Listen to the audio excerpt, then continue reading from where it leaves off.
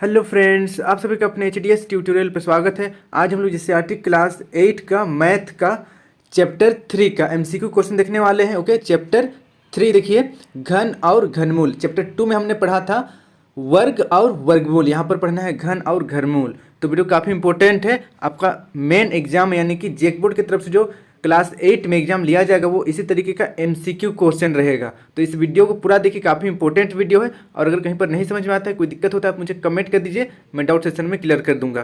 तो चलिए बढ़ते हैं हम लोग क्वेश्चन की ओर। पहला नंबर देखिए, 64 का घनमूल होगा। तो बताना है कि 64 का घनमूल क्या होगा। पहला ऑप्शन देखिए, ए ऑप्शन 1, बी ऑप्शन है 2, सी है 3 या फिर डी देखिए 4। तो इसका सही आंसर हो जाएगा ऑप्शन नंबर डी।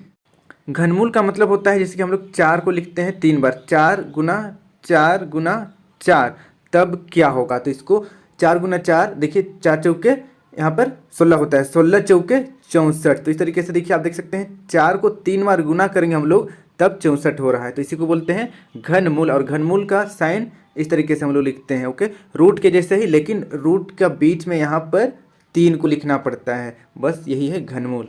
अब चलिए बढ़ते हैं सेकेंड नंबर की ओर। सेकेंड नंबर क्वेश्चन देखिए, 125 का घनमूल होगा। तो बताना है कि 125 का घनमूल क्या होगा, यानी कि किसको 3 बार गुना करेंगे तो 125 होगा। देखिए, पहला ऑप्शन है 5, बी ऑप्शन देखिए 15, सी ऑप्शन है 25 और डी ऑप्शन है 35। तो यहाँ पर अगर हम लोग 5 को 3 बार गुना करते हैं, 5 गुना 5 गुना 5, तो हमारे पास 125 आ जाएगा आंसर। तो इस तरीके से ऑप्शन नंबर पहला यानी कि 5 सही आंसर है। इसे आप नोट कर लीजिए, 125 का घनमूल होता है 5। अब हम लोग बढ़ते हैं नेक्स्ट 3 नंबर की ओर। 3 नंबर का क्वेश्चन देखिए, 216 का घनमूल होगा। तो बताना है कि 216 का घनमूल क्या होगा। ए नंबर का ऑप्शन देखिए 4, बी ऑप्शन है 6, सी ऑप्शन है 8 और ऑप्शन डी 5। तो इसका सही आंसर हो जाएगा ऑप्शन नंबर बी 6। ओके, 216 का घनमूल 6 होता है, इसे नोट कर लीजिए। फिर देखिए नेक्स्ट 4 नंबर, 1000 का घनमूल क्या होगा। तो देखिए 1000 का घनमूल बताना है। पहला ऑप्शन देखिए, ए नंबर का ऑप्शन 1, ऑप्शन बी है 10, ऑप्शन सी 100, ऑप्शन डी 11। तो इसका सही आंसर होगा ऑप्शन नंबर बी यानी कि 10। 1000 का घनमूल 10 होता है, इसे आप नोट कर लीजिए।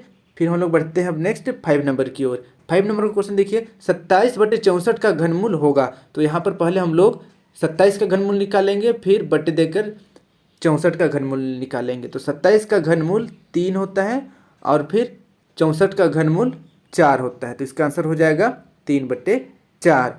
तो देखिए, पहला ऑप्शन है 4/3, बी नंबर का ऑप्शन है 3/4, सी ऑप्शन है देखिए 6/8 और डी ऑप्शन है 9/12। तो जैसे कि मैंने कहा 3/4 इसका सही आंसर होगा। तो इस तरीके से ऑप्शन बी 3/4 इसका सही आंसर है, इसे आप नोट कर लीजिए। फिर हम लोग बढ़ते हैं नेक्स्ट 6 नंबर की ओर। 8/27 का घनमूल। तो यहाँ पर हम लोग पहले 8 का घनमूल निकालेंगे। तो 8 का घनमूल 2 होता है और फिर 27 का घनमूल 3 होता है। तो इस तरीके से 2/3 इसका आंसर आएगा। तो चलिए हम लोग ऑप्शन देखते हैं।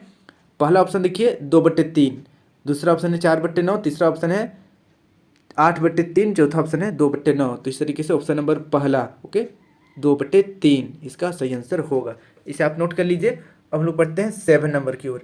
संख्या 4 का घन होगा। तो देखिए, संख्या 4 का घन क्या होगा। घन कहने का मतलब 4 को 3 बार गुना करना है, 4 गुना 4 गुना 4। तो क्या होगा, मैंने पहला नंबर में बताया था, देखिए 4 चौके 16 और 16 को 4 से गुना करेंगे तो 64 होगा।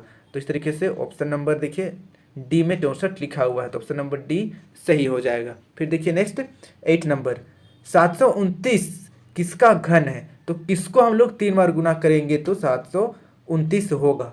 पहला यानी कि ए नंबर का ऑप्शन देखिए 13, बी देखिए ऑप्शन 17, सी है 9 और डी ऑप्शन है 7।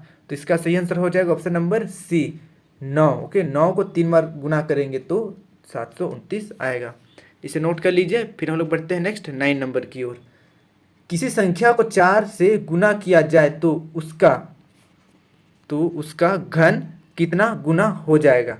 तो देखिए, कोई भी संख्या को अगर हम लोग 4 से गुना करते हैं तो उसका घन कितना गुना हो जाएगा। तो यहाँ पर हम लोगों को देखिए 4 का बस घन निकाल देना है। तो देखिए 4 का घन क्या होता है।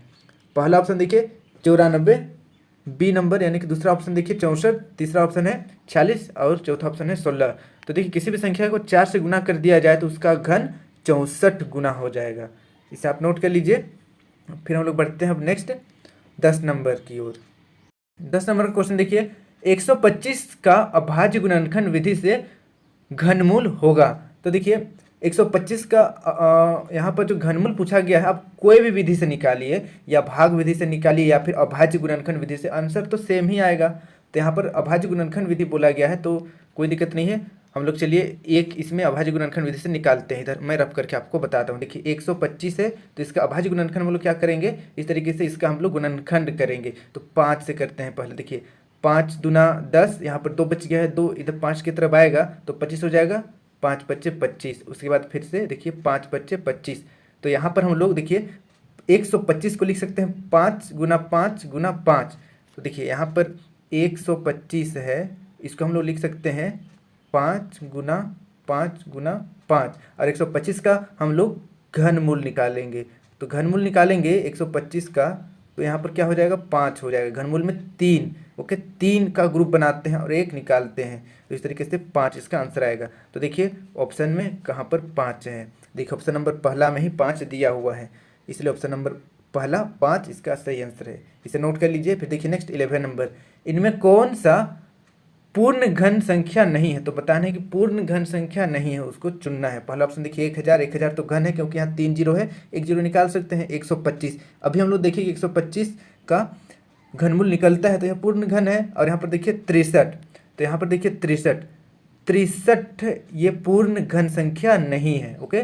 और यहाँ पर ऑप्शन नंबर डी देखिए 27, तो 3 का करते हैं 3 गुना 3, 3 तिया 9, उसके बाद फिर से 3 से करते हैं तो 9 तिया 27, तो यहाँ पर 27 आ रहा है। तो इस तरीके से 27 भी पूर्ण घन है, 125 भी पूर्ण घन है और 1000 भी पूर्ण घन है, लेकिन 63 यानी कि 63 पूर्ण घन नहीं है। तो इसलिए ऑप्शन नंबर सी सही हो जाएगा। इसे नोट कर लीजिए। फिर हम लोग बढ़ते हैं नेक्स्ट 12 नंबर की ओर।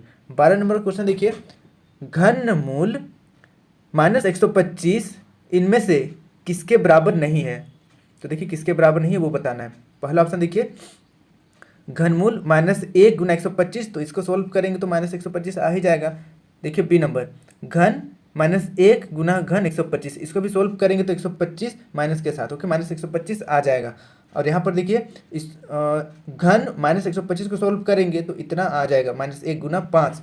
लेकिन यहाँ पर देखिए ऑप्शन नंबर डी, यहाँ पर माइनस है, आप देख सकते हैं क्वेश्चन में, यहाँ पर माइनस नहीं है, ओके। तो इसलिए 1 गुना 5 जो है वो घनमूल -125 के बराबर नहीं है। तो ऑप्शन नंबर डी सही हो जाएगा इसका आंसर।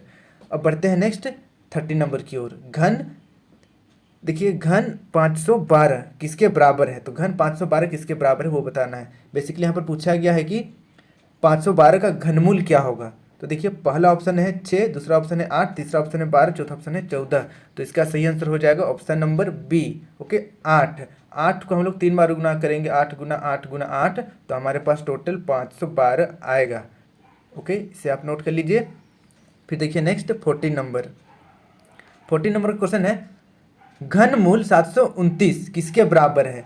तो देखिए 729 का घनमूल क्या होगा। पहला ऑप्शन है 8, दूसरा ऑप्शन है 9, तीसरा ऑप्शन है 17 और चौथा ऑप्शन है कोई नहीं। तो देखिए इसका सही आंसर हो जाएगा ऑप्शन नंबर बी 9, यानी कि 9 को 3 बार गुना करेंगे, 9 गुना 9 गुना 9, तो हमारे पास आएगा 729। तो इस तरीके से देखिए 729 का घनमूल 9 हो जाएगा। इसे आप नोट कर लीजिए। फिर हम लोग बढ़ते हैं नेक्स्ट, इस चैप्टर का इस वीडियो में लास्ट क्वेश्चन है ये, ओके, 15 नंबर। तो देखिए 15 नंबर क्वेश्चन है, 7 के घन का इकाई अंक क्या होगा। तो 7 के घन का इकाई अंक बताना है। तो देखिए क्या करेंगे, 7 गुना 7 गुना 7, देखिए 7 7 49 होता है, 49 गुना फिर से 7। तो अब हम लोग 9 को 7 के साथ गुना कर देते हैं, तो 9 7 63, क्या होता है 63। तो इकाई में क्या आ रहा है, 3 आ रहा है, तो बस इसका आंसर 3 हो जाएगा। तो देखिए पहला ऑप्शन है यहाँ पर 9, दूसरा ऑप्शन है 7, तीसरा ऑप्शन है 6 और चौथा ऑप्शन है 3। तो इसका सही आंसर हो जाएगा ऑप्शन नंबर डी, ओके, 3 इसका सही आंसर होगा। आई होप आपको वीडियो समझ में आया होगा। अगर कहीं पर दिक्कत हुआ है तो मुझे कमेंट कर दीजिए, मैं डाउट सेशन में क्लियर कर दूंगा। और वीडियो अच्छी लगे तो वीडियो को लाइक करके अपने दोस्तों के साथ जरूर शेयर करें, अपने क्लासमेट के साथ जरूर शेयर करें, ताकि वे लोगों का भी एग्जाम में अच्छा मार्क्स आ सके और ज़्यादा से ज़्यादा लोगों को इस चैनल के साथ जोड़ने का कोशिश करें। इसी प्रकार के मेरे सभी वीडियो देखने के लिए इस सब्सक्राइब बटन को प्रेस करके सब्सक्राइब करें और साथ ही यहाँ पर बेल आइकन को ऑल में क्लिक करें इसके बाद HDS ट्यूटोरियल को टच करें, आपके सामने कुछ इस तरीके का पेज ओपन हो जाएगा। अब आपको प्लेलिस्ट पर टच करना है, आपके सामने कुछ इस तरीके का मेरा सारा प्लेलिस्ट ओपन हो जाएगा, क्लास 6, 7, 8, 9 सब्जेक्ट वाइज और चैप्टर वाइज। तो यहाँ से आप सारा वीडियो मेरा देख सकते हैं। धन्यवाद।